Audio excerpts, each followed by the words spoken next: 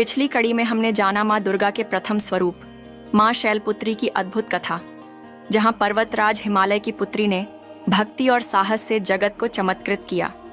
लेकिन क्या आप जानते हैं कि माता का द्वितीय स्वरूप और भी गहराई से तपस्या और साधना की शक्ति का प्रतीक है? आइए जानते हैं आज माँ ब्रह्मचारिणी की पावन कथा।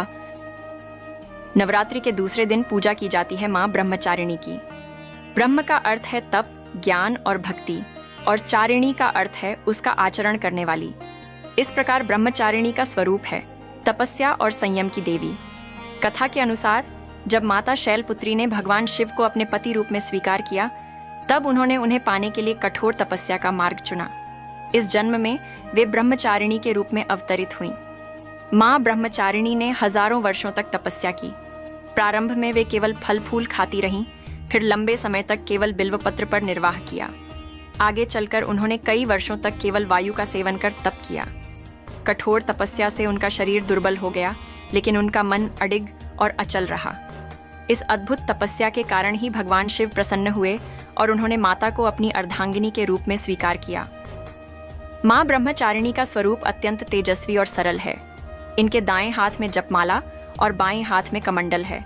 ये साधना, संयम और भक्ति का प्रतीक हैं। भक्त मानते हैं कि माँ ब्रह्मचारिणी की उपासना से मनुष्य को धैर्य और तप की शक्ति प्राप्त होती है।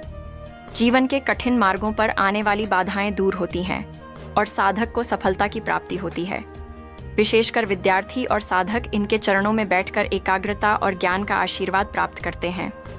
नवरात्रि के दूसरे दिन भक्त माँ को फूल, अक्षत और शुद्ध शहद का भोग अर्पित करते हैं।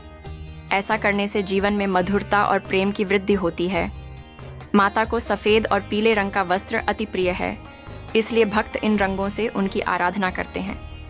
माँ ब्रह्मचारिणी हमें यह शिक्षा देती है कि सच्चे प्रेम और लक्ष्य की प्राप्ति के लिए तपस्या, संयम और दृढ़ निश्चय आवश्यक है।